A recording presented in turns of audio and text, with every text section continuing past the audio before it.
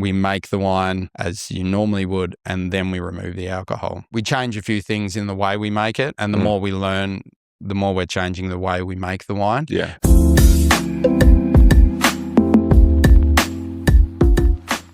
G'day, today going to ask the question of, can wine still feel like wine without the alcohol? I'm Trent. We're here on an unapologetically unprofessional, unfiltered wine journey. And we're saying here, we drink, we try, we learn, we connect. Now, when we talk about low and no alcohol wines, there's lots of a passionate community here, lots of opinions and debate about it. But here we like to keep an open mind. We like to understand and learn more as well and try more as well. Today we're joined by Milne, a specialist in producing de-alcoholized wine. It's a hard word to say, isn't it? But today we're going to delve in what exactly is low and no alcohol wine, how it's evolved, and also can you actually make de-alcoholized wine taste like wine? Aaron, thanks for joining us. Yeah, my pleasure. Thanks, Trent. Great to be here. As we do with all our guests, we like to break the ice. We've got some icebreaker questions for you. The first one is, what's the most memorable wine or a wine moment that you've had? Okay, most memorable. Mine's probably a little different to maybe some that you've had in the past, maybe a little less romantic, but I think would have been when I was just hanging out with some mates in a little town called Redcliffs at his backyard in the vineyard. And I just told him, you know, I'd finally graduated my wine degree. And my mate sort of dug into his dad's wine cellar and pulled out a bottle of 98 Grange. Yeah. And we popped it. And so we sat there in his backyard around a fire drum, listening and rapping along to Snoop Dogg while we polished off a bottle of 98 Grange. And that sort of stands out as a absolute gangster then. Yeah, exactly. Gangster rap and Grange. So, yeah. That's awesome. It's a good Redcliff's wine moment.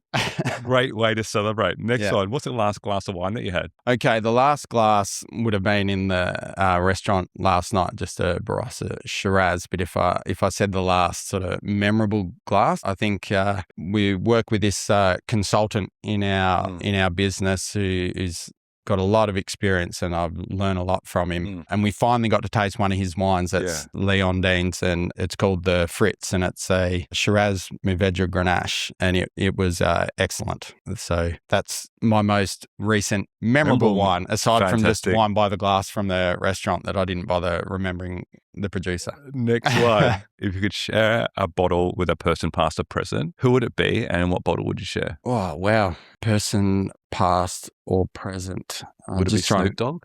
Yeah, that'd be great fun, actually. No, yeah, I'll go with that. Thanks for that. Yeah, I would like to have a bottle of 98 Grains with Snoop Dogg. Yeah. And, you know, he works a bit with Treasury Wines.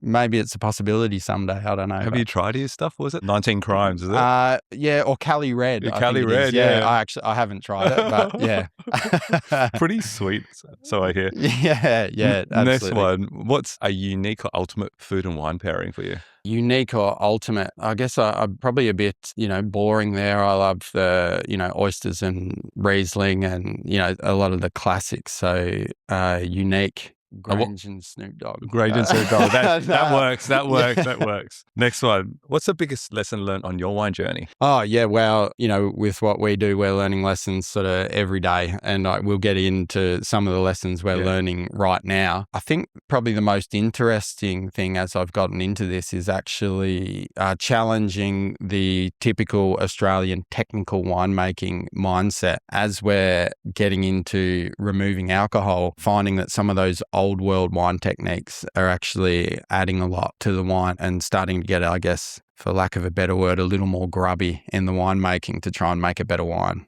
Yeah. Okay, next one. If you could bottle a moment in your life, like a vintage, what vintage would it be and why? Oh, wow. I might go against the grain a little here and say 2011 because it was a terrible vintage, absolutely terrible, but so much kind of fun and so challenging, where my whole life I'd grown up in drought, and in our area 2011 broke the drought, but it was like flooding it. I mean, I'd never seen a wild frog in my life before, and there were frogs everywhere. So where is this though? In Mildura. Yeah. But that was all through southeast Australia. That it was a terrible vintage, although some people might argue they managed to get their grapes off early and make really good wine. The vast majority of it was rubbish and moldy and so challenging botrytis, but kind of just so much fun. Like you're worried about if you could drive to work because the roads might be flooded, and it was wild, but memorable as well. Very memorable. Yeah. You should share some photos. Yeah. I will if I can find some. This was kind of pre-smartphone era, was it? Yeah, it is. Yeah. I might have something. One of the nights my wife, we were borrowing, she borrowed her dad's car and was trying to drive through a puddle and just got stuck in the middle of this puddle, and it was bucketing down. I got a phone call at work saying I'm stuck, and I had to go, try and get her out of this. I'm sure you had some words go, why did you drive through it? Yeah, in that old car, like, water in the distributor cap. Like, anyway, it was fun. At the time, I probably wouldn't have said it was fun. But, for many reasons. Yeah. Okay, a dish that instantly brings you back to your childhood. Yeah, without, just a Aussie country boy. So it's, roast lamb is. Roast lamb on Sundays? Yeah, absolutely. That's it. And it's still a favourite. Perfect. Yeah. Okay. That's it for the icebreaker questions. Okay. Got to get to know you a bit more as well. What is your wine journey? What is the Aaron Milne wine journey? Where did it start? Yeah, so for me, it started with, being in the region I grew up with, holidays and trying to save up a bit of money working in vineyards, whether it was wine vineyards or fresh fruit grape vineyards. It was just sort of what you did. Yeah. To earn a bit of pocket money. Then, finishing school, I didn't go straight into winemaking or anything. I bounced around, tried a few things, marketing, business, didn't know what to do. Did you come from a winemaking family? No, not really. Like my family were grape growers for, multiple generations, but my father sold his vineyard when I was about, 10 or something. Yeah. So we weren't really vintners, but just farmers, blockies, we call them. So I just got a job in the holidays at a winery and had a great time. Loved it. Loved the operations, the whole business of making wine, and thought, this is good. I'm going to have a crack. So what age was this? This would have been 24. Yeah. So I played around for a few years after school, and then sort of discovered it. And I still think it changes not only every year, but through the year, the nature of wine. It all comes in at once. You got mayhem at vintage, and then you're doing a new, it's not like a continuous process, like a factory line. It's something different at each time of the year. So you don't get bored, and then each vintage is different. And there's this sort of like masochistic relationship that a winemaker gets with vintage, where you hate it, but you look forward to it each year somehow. So it's good. And then I'll keep going that's what got me into it. Started studying, and had a mate who worked at a winery come and say, do you want to come and work out at our winery? We've heard you're studying. They'd be interested in bringing you in as a winemaker and help you with your study. And you went, hell yeah. Yeah, absolutely. I was like, fantastic. I'll go. That was Australian vintage. And I worked with those guys who also happened to be at that time the leaders in zero alcohol. So they had a division where they made zero alcohol as well as juice and concentrates and a heap of other things. So as I worked there, they asked if I wanted to get involved there. I generally just like to have a crack. But at that point, what did you know about zero and low alcohol? What is this stuff? Yeah, nothing. I was like, well, why not? Like, it was a new machine with spirit and grape spirit and just something new to learn, but it was definitely not the plan. I thought, I'll have a go for a year and just so that I know a bit about it, and then I'll move on to, the typical winemaker's dream of going and working in a nice little wine region and doing whatever you want, that very few people ever really get to do what they want. It ended up being really interesting and really challenging. Got to travel quite a lot around the world and meet some interesting people doing a lot of interesting things too, because you're into the real weird end of winemaking. And then that industry kind of just seemed to actually take off as well. So obviously that winery maybe had some kind of foresight to see that there's potentially a trend coming through. Yeah, absolutely. And that's where, so with Edenvale and Michael Bright, who started Edenvale, he actually started that in 2006. It's about 20 years now. So they had already had a relationship there. Yeah. And the roots of AVL go back with spinning cone technology and de-alking 30, 40 years. Like it had been around for a long time. Yeah. So how different is a low and no alcohol winery versus a traditional winery? Well, it's pretty much the same, except there's an extra piece of equipment there that you use to work it at the end. So everything from the start is the same. We don't construct a wine like with blending, water and additives or anything. We make the wine as you normally would, and then we remove the alcohol. We change a few things in the way we make it, and the more we learn, the more we're changing the way we make the wine. Yeah. But still, essentially, it's like sparkling wine. You make the wine and then you make the wine, or fortified or any of those types of wine where you do something else after. We'll delve in that a bit later. But you mentioned like 2006, so it's 20 years now. Yeah. What was the vision though from Michael? Like why did he kind of start low and no alcohol wines? He worked in wine and, in sales, and he had a food science background. And I think he just recognized that there was a need for a more adult beverage, like an adult drink that wasn't alcoholic. Yeah. So when people have made the decision that they're going to abstain for whatever reason, your options are water or Coke, and there's really not much else. Yeah. So there's a big gap because nothing matches with your food and your restaurant or a meal like wine does.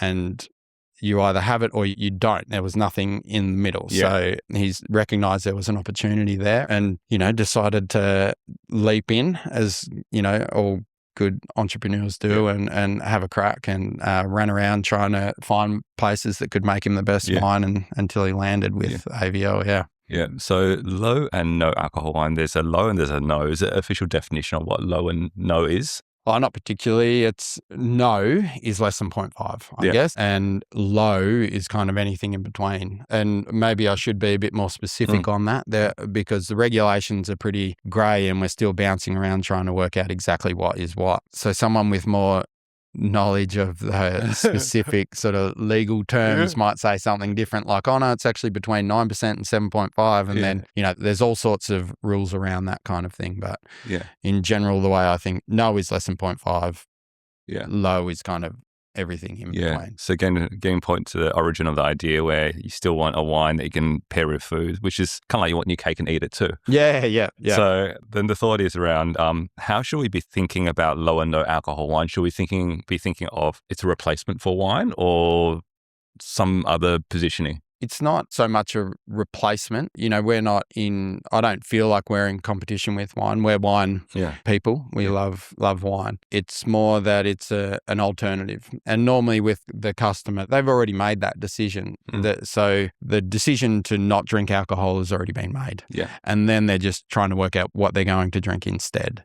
And that's where we step in because the other options, even with mocktails and zero spirits and beer. Beer's great with a pizza and a burger or whatever, but there's nothing that goes with food like wine. Yeah. So we're trying to fill that gap and it's, I guess, a little more sophisticated as well. So public perception is that we try and take the alcohol out, but it's never really right there. But I feel like it's been an evolution or process and thinking, so what is the process now and how has that evolved in terms of taking the alcohol out of wine? Yeah, so I guess the biggest leap was going from just boiling the alcohol out to evaporation. Yeah. To now we still boil it out, but we do it under vacuum. So we're doing it at a low temperature. Yeah. And the big leap was probably the spinning cone column, which is an Australian technology that used these cones to help draw the wine into a real fine layer so it could keep the temperature down low as well as being under vacuum and so boil the alcohol off. Now we have technologies that involved like 3 or 4 stages because they were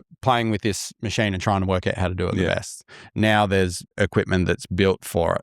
And so, I was fortunate enough with Michael to have the opportunity to build a new facility in the last couple of years with a new vacuum distillation piece of equipment that does everything in one pass. So removes essence, removes alcohol, and then concentrates that alcohol up to 85% as well. So we lose less volume and then we can return some of that essence back at the end. That's how we get the flavour. Essence, the aromas, the flavour, the profiles. Yeah, so that's the first thing that flashes off when we're distilling. Yeah. So it's like the heads in a distillation column. Yeah. We keep that separate.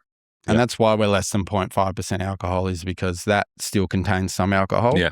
And then we put back as much as we can to get as much of that wine flavor as we can back into it. Okay. Enough of talking. Let's try the first one. Yeah, sure. So what's this one? This is there a year? Do they have vintage? This does have a vintage. It's a 24, but we don't put vintage on the labels yet. We started off dealing with like third world problems, which is just, how to make it taste not like juice. Yeah. And then I guess the second world problems were variety. And now we're only playing in the area of region and vintage. Okay. Is it worth it? Okay. So that's sort of a new area. Cool. This is the Edenvale Sauvignon Blanc Fume. Yes. That it Michael does love his wine, so you really wanted to have a fume aspect to it. So a bit of wood and a fair bit of lees work as well. So talking before, like the process actually goes through the same process in terms of making traditional wine, and it's only after that process then you take the alcohol out. Yeah, exactly. And then you've got like a ticking clock to get everything. You run around in a whirlwind to get your wine ready and get it into a bottle as quickly as possible. Explain to me, why is it a ticking clock? Why is it different to traditional wine? Alcohol. Alcohol's a great preservative. Like, winemaking is very easy in that respect because it's a very safe product. It has a low pH and alcohol to protect it. Where you take that alcohol out and you really got to watch it very closely because it wants to re-ferment. Okay. It wants to grow things.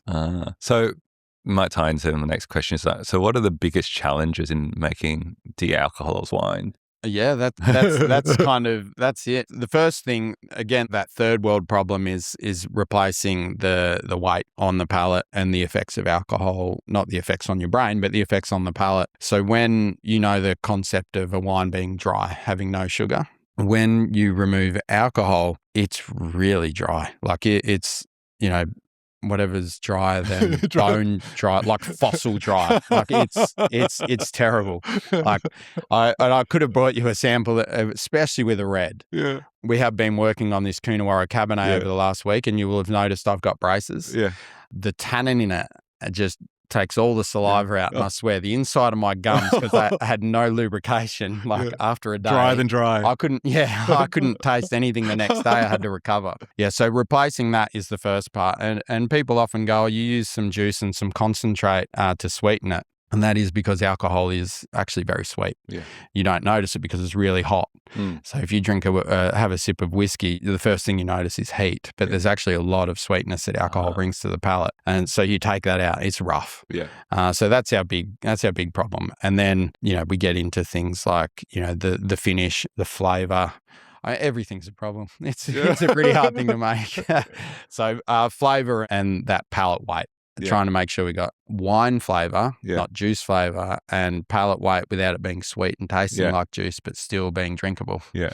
So how are you working through all those different problems? So is it one at a time, going structure? How do we fix this? The aromas, how do we fix the aromas? Yeah. Well, aromas, that's where you're looking at the process. How do we do things better? How do we tweak our equipment? How do we install, bits and pieces here or manage our flavors better?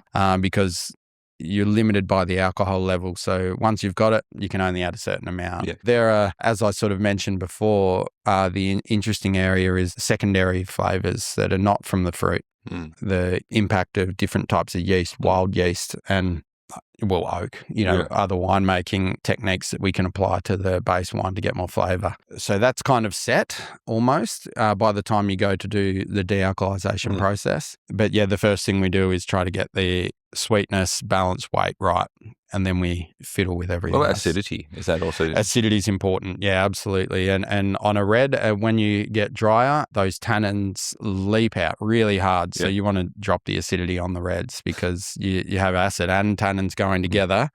Yeah, it's rough stuff. Does it mean like the base wine that you start with is quite different as well? Because you're kind of thinking about where it's going to go. And to your point about acidity, does it mean that you kind of pick a bit riper, right? Yeah, absolutely. In Australia, in a warm climate, a lot of places are adding acid anyway, so we just don't add as much or any. So we definitely treat the wine different in that respect, So this one, the fume, does it mean that you put a bit of smokiness to it? Or? Oh, yeah, there's definitely a bit of oak work in there, and you can see a bit of flinty sort of smokiness to it, some savory characters. But overall, we were really impressed with the way the aromatics carried through the process. That's the other thing. Like, we spent a lot more money on a more premium base. And then we didn't know, is it going to work? How, is the flavor going to come out? And then, we were quite impressed with how it did. And this one picked up a gold just recently in the World Alcohol Free Awards. So tasting it.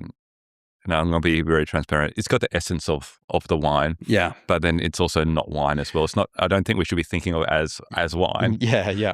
As in traditional alcoholic wine. No, absolutely. Yeah. It's a journey, what we're doing. And I guess like anyone who has their dietaries, they make allowances, and as I said before, their options are water, soft drink, or not much else, or even mocktails are pretty much fancy soft drinks. I compare it to like, bread and gluten. There's gluten, there's also gluten-free. Yeah, there's different options. Like, it's not going to be the same as traditional bread, but then there's also an option there, and it gets better and better and better as well through evolution and process and problem solving as well. Yeah, exactly. Okay, should we move on to the next one? Pull these.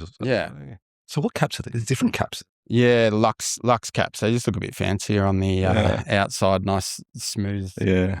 This is the Edenvale Adelaide Hill Chardonnay. So the first one was from Marlborough. Yeah. This one's from Adelaide Hills. So your grapes are across that's countries. Right. Yeah, no, absolutely. This is the leading edge of what we're doing. It's the challenging part. We're sort of leaning into regional fruit now and trying to add another level to, I guess, what we offer and to the industry.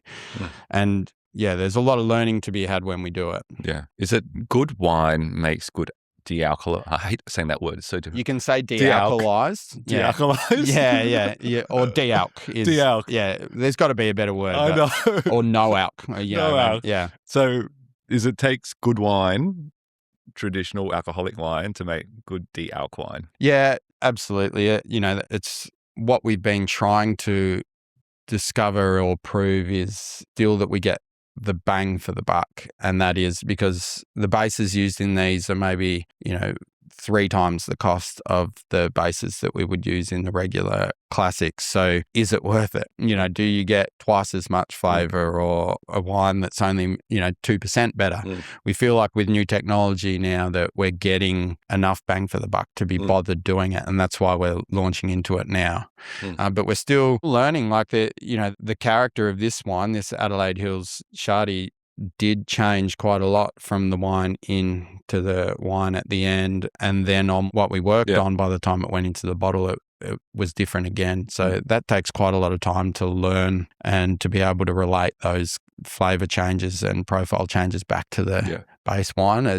Regular wineries have been doing it for generations to get that knowledge. Yeah, because the reason why I say that is maybe it's quite brave, but also quite pertinent as well. They actually put like the regions like Marlborough, Adelaide Hills. It's quite easy to do de-alc wine without saying regionality around the wines. It feels like you're actually taking a bit of care around selection through Sauvignon Blanc. Marlborough is good. Adelaide Hills Chardonnay is good. Yeah. No, exactly. It's fun. And it's a good moment as well for us to get together and really think hard about what we're doing and really focus. And then some of the things that we learn, like some of the methods of oak treatment that I used in this Chardonnay were new and novel. And I went back and then applied it through the rest of our process as well and found that it was very effective. So it's a great time to just push the boundaries and think outside the box and try a bit harder with something special. It's a gentler type of wine. I guess you have to be quite gentle with your oak treatment as well, right? Yeah, you don't have time. As I said, we can't take a 0 alcohol wine and put it in a barrel. It'll only last a day or two before it's something else entirely. Like it's so you have to be very careful with how you do it. Well, let us into some of those challenges as well. I want to learn about what are some of the big mistakes, the stuff ups, the things that you've gone through and the learnings you've taken from that. Okay, the stuff ups. We've been doing it for quite a while, like, without getting too technical, I guess, but with the equipment, if you don't watch it really carefully, if you have a wine that comes out the other side and it's slightly over 0.5. Yeah. It's a nightmare to rework it. So we've had that happen a couple of times if a vacuum pump carks it or something in the middle of a run. That's been pretty rough. But, big stuff ups, I don't know. We made a aperitivo product, which is like a Aperol spritz. And to get the colour right, we used a colour that was a natural colour and it was an oil emulsion. And when we sent it down the bottling line, turns out it wasn't filterable. Yeah. So it went in like this nice orangey, burnt orange pink, came out crystal clear on the other side and into the bottle. And we're like, what the heck is going on? That was really expensive, that colour, and it's just disappeared. And we had to put all that down the drain and go back to the drawing board. But But I'm talking about experimentation. I hope you tried different grape varieties that go, hang on, that doesn't work. Are there certain grape varieties that lend itself towards de-alc? Yeah, I think so. And I'm really getting into terpene-based wines, and you'll see on the next one. Sorry, what do you mean by that, terpene-based? It's a particular group of flavour compounds. So, your muskets are very high concentration, but there's also Riesling, Semillon, and a few others that they age really well and they change. And as you will see in the next one, that's been really exciting to see because whites are the easiest de-alkalized wines to make. Why is that? That was one of my questions as well. Like, why is whites easier than reds? Honestly, the tannins are really tough. The color matrix, the matrix of the wine, which is a technical term to like it's the makeup of the solution. No, exactly. Yeah, we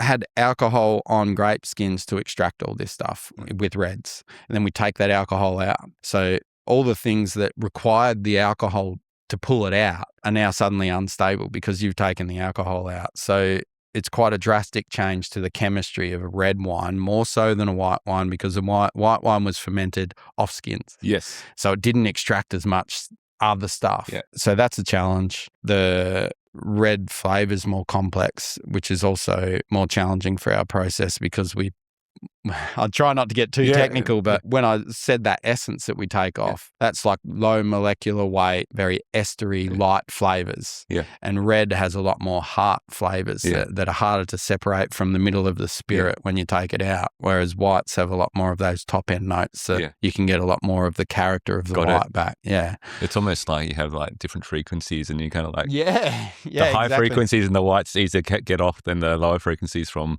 the reds. The reds, exactly. So, and then the way the tannins interplay with alcohol and the palate and the sweetness, reds are just much rougher and harder to. Have you tried the Shiraz? Yeah, absolutely. Yeah, that's actually one of our best sellers. Oh, really? Yeah. But in the classic range, right there, because it's quite sweet. Yeah, to make it drinkable. And then you'll see when we get to the Coonawarra Cab that we've been working on, and we're trying to dry it up and make it more serious. This would be our first big red that we're trying. We have made a GSM before as a lighter red as well. You mentioned Aperol spritz style. Like, I feel that with a lot of de-alcs, they like to do the spritz and the bubbles as well. Yeah. Is that something that you guys do as well? Yeah, the bubbles are easy. And I could have brought a sparkling wine here because that is the easiest. Just like a zero beer, you have the bubbles fill the palate and lift the flavour as well. So that's sort of like the low hanging fruit of the zero wine, industry. So we're sort of focusing, I guess, down into the more challenging ones here. How hard was it to make the Chardonnay then? It was fairly easy, actually. Yeah, it's not too hard. The flavour is, I'm excited to see how it develops. I see there's a lot of sort of those estery banana characters here, like a banana peel, a bit of sort of almond and vanilla oak, but I really like the texture on the end, the way the oak is lingering, which, I'm excited to see how this develops as well. Yeah. I get banana peel, get the almond as well. It's definitely less complex than an ordinary Chardonnay. Yeah. With that. And the alcohol does so much in terms of body as well. I think this one's a bit more straighter. It has, again, the essence of wine, but it's different. Again, it's not a mocktail. It's hard to place where it actually is. Yeah, it's different. Yeah. It's different. It is more linear. This has quite a high level of acid to it as well. I prefer the Chardonnay to the Sauv Blanc. Yeah, me too. Actually, Chardonnay's my favourite to play with. Most winemakers, you fiddle more with the Chardonnay than you do with a Sauv Blanc. So, okay, let's move to the next one. the acidity really changes on it as well. It's got this it's a bad way, so it's more sour than bright acidity. Yeah, no, that's right. It's harder to get that sort of crunchy acidity, I guess. Can you add like citrus or something like? Well, yeah, citric acid we play with a bit of tartaric citric, malic, tartaric, lactic. Also, a little bit of CO2 really helps to brighten it up. So there's small amounts that you can get in there without making it fizzy. Okay. Yeah. Let's move on to our third white, which is the Franklin River, Western Australia, Semillon Sauvignon Blanc, SBS. Yeah. Again, There's a iconic paragraph. SBS in Western Australia. You're picking all the iconic varietals for the areas as well. Yeah, that's right. This one was a lot of fun. And what I find really exciting about this one is the development. It's those starting to see some of those sheep's wool lanolin characters coming through. This one so far smells the closest to what I expect. Yeah, it's really punchy as well, and that's what I'm saying, I guess, about the terpene base. It's very aromatic. It still has some of that lemon lime citrus to it, but it's getting some of that lanolin, and then that kind of aged Semillon kind of coming through. Yeah. I think this is my favorite so far. Actually, now. So 2006 to 2026, what's been the progress in technology as well? Like, you remember those first wines that you tasted, probably just pure boiling and stuff like that. What's been the advances in technology? Well, the biggest advance is the one-step process and the new equipment, but they are incremental and very expensive. So I think it's hard to sort of pinpoint one really big step change that we've had probably in the last 15 years. But yeah, it's just sort of a collection of extra focus on winemaking, both on the base wine beforehand, new equipment coming out, and then extra focus on what kind of post dealcoholization work that we do as well, and different methods. So yeah, I think it would take another big step change in technology to really launch us to the next level. Yeah. Are you seeing that at the moment? Are people still innovating? Are you keeping tabs of what's happening globally? Yeah, absolutely. I keep in touch and keep an eye on what's going on. There's some different membranes. I think in the US, I've been talking to some guys there. There's more vacuum distillation. Then there's more work on the spirit and the essence post vacuum distillation to try and get the flavor that's been out of the spirit, to get more of the heart and tails and those sorts of characters back in the wine, as I said, with the reds. And then there's, people working on additives that give a bit of warmth, or even different types of buzzers that are non-alcoholic buzzers, I think. So yeah, there's definitely a lot of work going on in a lot of ways all around the world. Yeah. Makes me think, when you take that essence out, you could like bottle it into a perfume or something like that. Yeah. I love to smell it. Is it just like the essence kind of turned up to max or something? Oh, yeah. Like, it's really nice to, I think we could make some like great brandies and fortifieds and, with some of this stuff. But yeah, it's always interesting to see, especially when we've got a new wine. It's like, okay, this is how it looks beforehand. What's the essence going to look like? Always fun to go and check it out. Yeah. So let's look at the position around low and no alcohol wines. Why do you think it's historically struggled within consumers? I think wine people are pretty resistant to it because of it's different. And that's fair enough. They drink wine. They love their wine. I think that's a mind keep shift. Drinking it, Stop thinking that it's actually wine. It's just a different drink in that same category. Yeah, well, that's right. Like we've just got to keep working. Like our goal is to make it as wine-like as possible. We'll call it Vinosity.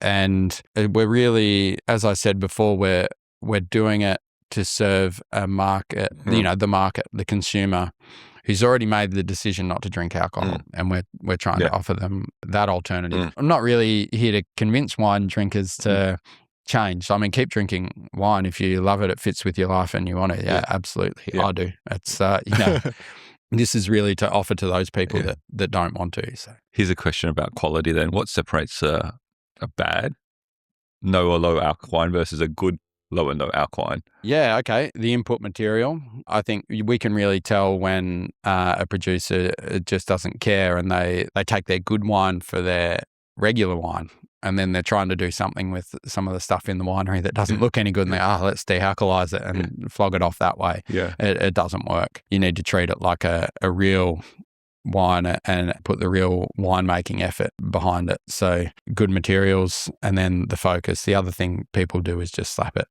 together because they don't really care about it. Yeah. So it's a lot harder to make. it is, yeah. De-alk wine. Yeah, it is. Yeah, absolutely. I will often sit there in my office and just be like, just want to go back to making regular wine. It's so much easier. Good old days. Yeah. But it's all about the adventure and the challenge. So and I consider myself fortunate. Actually, it wasn't the plan, but it's still fun. You haven't put a 98 Grange through a no, not yet. How dare you? Yeah. Okay. The other question about quality as well. Like I know there's lots of like wine awards and trophies for traditional wine, alk wines. Is there something there for low alk, no alk wines as well? Yeah, absolutely, and that's growing rapidly and being added to a lot of wine shows as well. So I think to the IWSC is that's the big wine show in the UK, International Wine Spirits Competition. They've had a no-low section for a while. We took out the no-low producer of the year for the last 2 years, which is pretty good for I'd say a reasonably small independent company. There's the World Alcohol Free Awards as well, which we do take seriously and we've done pretty well there. But you're seeing things like the Adelaide Wine Show and starting to get to some Australian wine shows. They're adding the no-low part as well. So, that's good. You get real serious wine judges with serious palates looking at a range of products too. So you're tasting these just off the bat. I'd love to line up some competitors against these and be like, wow, that now I know what's a bad versus a good one. yeah, exactly. So it's good to get that third party, not just recognition but feedback, because it helps you know where to improve and what to do. I think that's kind of taking on consumer trends as well. Like some statistics I saw, it's like with low alk wines, it's growing year on year by 14%, and then for no alk wines, it's growing by 7%. So this seems like there's growth, but also more so around the low alk rather than no alk as well. Have you seen that? Well, mostly it's what we found is zeros actually where the real growth is. I think I guess it depends on how you categorize it, but everyone seems to agree that the real potential is in the mid, like the low alks, as it was with mid-strength beer. I think we're really sort of struggling to define like where it sits, like what's the right level and how to make it work. So I think if there is greater growth, it's probably because it's actually off a smaller base right now. I do agree that I think the potential is there, and I do quite a bit of work with mid-strengths as well. Yeah. So why do you think, from a consumer's perspective, it is growing as well? You mentioned that small base, but it is still growing. Yeah. Do you think there is a shift in consumer mindset? Yeah, absolutely. It's, the wine industry globally is in decline. We only just met with one of the biggest wine producers in France a couple of weeks ago, and the CEO was saying, it's 3% globally, but he believes it's going to be more like 7% year on year, which is tough. I hope it's just a trend in that regard, and it'll snap back a little bit. Yeah. But it's good to be in our bubble. We're still like, I don't know, only 2 or 3% of the entire wine industry. Yeah. So it's still growing off a small base, and that growth is good. And I think it is driven by consumers just wanting to drink less. Yeah. We have this thing called zebra drinkers, that they're still drinking regular wine and then they're switching to a zero in between to help stretch it out. Yeah. So it's not always one or the other. It's actually often zeros are going within the same meal or the same session as full body wine. Yeah, and I do think with younger consumers especially, there's a lot more focus around like wellness and health, and there is this kind of reduction and moderation around wine drinking. They're probably, to your point around the zebra drinkers, is the black and white. They're kind of like one day alcoholic wine, the next day de-alk wines, or even within the same night, and just trying to moderate that through the whole week. Yeah, and I get that. I think it's like, if I'm going to drink wine, I'm going to drink the full body real thing. And then if I'm going to make a decision to not abstain, but moderate. Yeah. And I may as well moderate the whole way. Yeah. And go to a 0 so I can go back to the to the full and one. educating the people. There is an option there as well. Like I know it's there, but it's not really pushed. I know with like beers, they say like the low carb beers at one point, and now it's like the 0 alc beers as well. It feels like we need to go through the same push as well. Like I think we definitely know wines, but then the low and no alc wines, I think needs a bit more push, and to support that is probably around bars and restaurants. Have you seen a bigger uptake in that space? Well, yeah, it's tough. It's tough because if you open a bottle, it doesn't really keep that well. So, there's challenges. You kind of have to sell it by the bottle. Gatekeepers can be still a bit stiff about the quality, although the consumers are definitely we say gatekeepers to restaurants and sommeliers. Sommeliers, yeah. No, absolutely. And it's expensive. So, a lot of those guys want a different brand to the guy next door. They don't want anything you'll find in a liquor store or a supermarket or, which is the wine industry is that sort of diverse and spread. But these things are expensive and hard to make with minimum order quantities that you need to sell a certain amount. So it's hard to meet that need. So what is the price point across these then? These are in the $25 to $30 range. Yeah, so not expensive. No. Yeah, we're not. We haven't tried pushing the.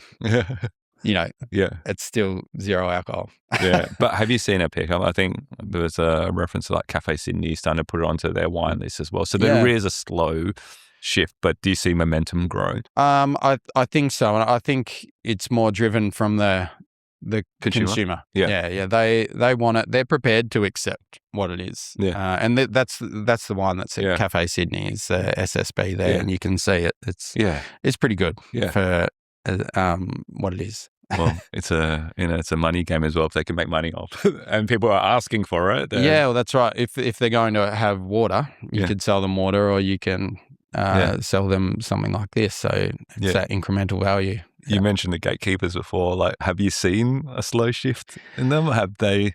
Because I guess their learnings were very much based around traditional wine. Yeah. Now it's opening them up and their eyes to this new range as well. Yeah, there's definitely a growing curiosity, absolutely. And I think that'll lead into a softening of those preconceptions. Yeah. And then, like as you said, the acknowledgement that it's an alternative. It's not exactly a wine. Like that's a really hard thing to do. Yeah. We're working on it. It still might take us a while, but the customers, if it's there, they'll be quite happy to see the option there. Yeah, because I'm kind of a zebra drinker as well. Like the no alc days, I'll go for the lemon lime bitters. Yeah, that's right. That's what I do. So now maybe I can try this instead of the lemon lime bitters as well, but still kind of keep within that kind of wine categorization. Yeah. Well, you could see that'd go nice with some hors d'oeuvres or whatever, better than lemon lime bitters would. Or which ties into my next question. So low and no alc wine and food pairings. Like, what are some good ones? Well, we keep them pretty traditional, really. Like it's the Sab Blanc is sort of great with, Thai food. And I think this would go great with some oysters.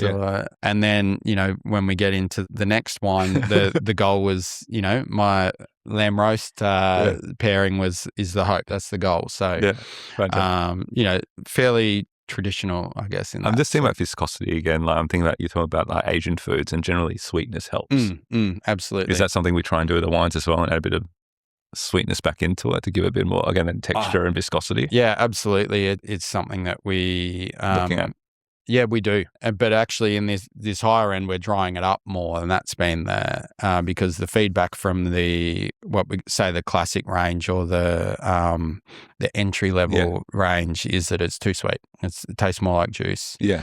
So we've been drying it up to make it more serious, to pair with food, actually. So yeah, I'm just thinking through when you're talking, it's like this tightrope. Like the balance, right? Yeah. Finding balance between sweetness and structure and brightness and acidity. It's difficult once you take out the alcohol. 100%. You're fighting it look watery or looking like a juice. Yeah. And the line in between's like this, and that's where your wine on a knife edge. Is. Yeah. And it's very easy to slip on either side of that. So I haven't heard you say that any of these are watery yet. No. That's at least this is by far my favorite. I still love the smell. Can go back to it as well. Yeah. So I do like that one. That's good. So we've done the whites. We're now going to look into the future. And you said that, the reds are a bit harder to take on. So we've got a red here, which is the Coonawarra Cabernet. Yeah.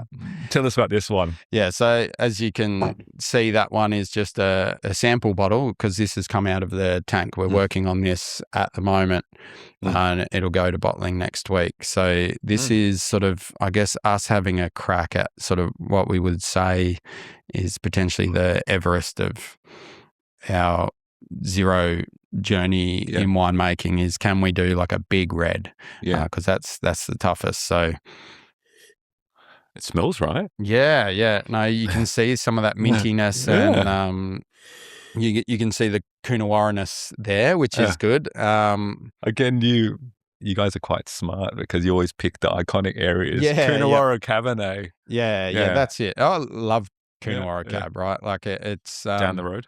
Yeah, 4 hours. 4 hours. But, down the road for you, though. Yeah. So I was pretty excited to have a go at this. I'll be interested to hear what you think of the palate because that's where the reds get quite challenging. I was talking to you before, like that kind of the identity around the low alc wines is different. The acidity has a certain profile to it. Yeah, but this one has all that fruit coming out of it, so it's very juicy, and I do have those kind of hints of oak coming through as well. It's very, sometimes almost like the Coonawarra Cabernet got a bit too big, and now this is like kind of pulled back a bit more and goes, oh yeah, I can drink this and have those elements and the aromas coming through. Yeah, I think this is looking quite good. I'm still going to do a bit of work on it next week on that body and looking at the structure and acidity. Something that we find with reds, it's got tannins to it, but it's not to your point before, like smack. Yeah. I think it's looking pretty good. Yeah. And if I sound surprised, it's because you're surprised how good it is. Yeah. Well, I haven't seen it post filter. This is the very first time I've tasted it. I just grabbed it out of the tank, and the other thing that surprised me as well, it's got length on it as well. Yeah. A lot of that little bit of vanilla and cedarwood sort of hanging around. Yeah. We got some good oak length there. I do like the nose on it. We might work. I'm not sure if it maybe just needs a post filter. So what happens when we? I shouldn't sit here. It's a winemaking action now. Well, yeah, I'm just like post. It's like that meme with all the numbers coming up. I'm just starting to think about the acid profile, and when we make these, you put them through the equipment, you get this fallout of color, and that creates almost a solid material in the wine that then adds a bit of weight to the palate. So when you're doing all your trials before trying to build the weight, and then you filter it, that weight comes back down again. And yeah, I also think the acid has changed just a little bit. Maybe it could use a touch, but again, with acid, it's a knife edge. It's reds can go into this sweet, sour cherry kind of thing, and the acidity will actually change the aroma. So I like it. I won't mess with it too much. It'll be like, a sprinkle of acid in the top of a tank, or maybe off the Salt Bay. No, that's good. That's good. Yeah. I mentioned in the first one, I didn't have the year there, but is there vintage variation? Is that noticeable during the process for these low and no alc wines, or not so much? Well, there is definitely when we have a good vintage, and it's probably more in the aromatic whites where we notice it. It's like, the Sauv Blanc is really punchy this year, probably more so than the reds or the Chardonnay. But we're still, we're sort of chipping away at that regional thing. Yeah. If we sell more of those wines, then we might look into doing vintages. But right now, it's these. If you want to make money, you wouldn't do these premium regional zeros. It's these are kind that's kind of like a push to try and push our company forward. Bleeding edge. Yeah, bleeding edge. Yeah, that's which is great. It takes courage and bravery to kind of do that as well. But we tried your one. Let's try Australia versus France. Yeah, let's do that. So this other one I thought I'd bring is the first Bordeaux. This is the Ilex Bordeaux. Yeah, which is interesting. There was a lot of buzz about it. 2023. Yeah, they've done a vintage. Yeah. So this shows that even the traditional stalwarts around the globe, Bordeaux. Yeah. Also doing low and no alcohol wines. Yeah, absolutely. It's quite huge in France and Germany, and they're, I guess, taking it as seriously as we all are. Oh, off the nose. I think Australia wins. Yeah, no, good. Thanks, me too. Yeah, definitely Australia wins. Yeah. Yeah, thanks. I think so. I think you can see a lot of that mid-palate dryness, but there is a length coming through that is very interesting, and that's that secondary character type influence that I was talking about, where you can see a little bit of the different way they treat the wine come through later. Some of those old world funky flavors actually help to carry, give length, and add vinosity because it doesn't look like juice. I feel like this one's going to develop those. This perhaps had already developed some of those before they turned it into de-alkalized wine. But, yeah. It feels, I don't know, for me, the length seems shorter.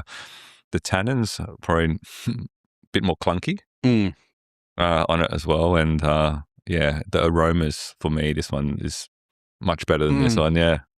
Yeah, there's not much aromatics there. I didn't know how that was going to turn out, so I'm actually glad that it showed that. It's definitely no showing that well. Definitely no Chateau Margaux or anything like that. No. Okay, let's talk about the future then. Anything exciting? What excites you about the future for like low and no alcohol wines? I think that middle alcohol range, we're doing a lot of work there, and I'm having quite a bit of fun with some startups in that area. It adds, from the perspective of what we deal with zeros, where we have like 3 or 4 days to try and fix it after we've de-alked it. Those mid strengths, you've got plenty of time again, because you still might have 6-7% alcohol, 8% alcohol. It's still quite safe. So you can work with it on oak, you can time it on oak, you can do lees work after de-alking. You've got a lot more time. It might be that sweet spot, that middle ground, right? They can still have those elements of texture and acidity, brightness and aromas. Yeah, and aging, barrel might be a bit risky, but I think you could, pull it off. It's that's going to be fun. Working in that space. Yeah. So then, is there anything that consumers should be looking forward to outside of that as well in the next 5 or 10 years? Where do you see it shifting as well? Do you see this as an ongoing trend for consumers as well? Yeah, I think so. Everything looks still strong for the next 5 years, I think, in the nose, and I think in the lows, it is coming off a smaller base, but I think we're going to start seeing that area get defined better. And obviously we're putting a fair bit of work into that area as well. Okay, we'll wrap up there. Any final words for our consumers? I guess just have a bit of a crack and have an open mind. And if you notice it's not on a menu in a restaurant and you want it, raise it with the restaurant. Sounds good. Maybe we can convince some of those sommeliers. Speak with your feet. Yeah. We'll close there. So check out the range of Edenvale wines, especially the SBS and also the upcoming Coonawarra Cabernet. That's my pick for all. Check them out at edenvale.com.au. Yeah. Thank you, Aaron, for joining us. Awesome. No, my pleasure, Trent. That's been fun. Okay. Don't forget to like, comment, subscribe. As we say here, we drink, we try, we learn, connect. Thanks, guys.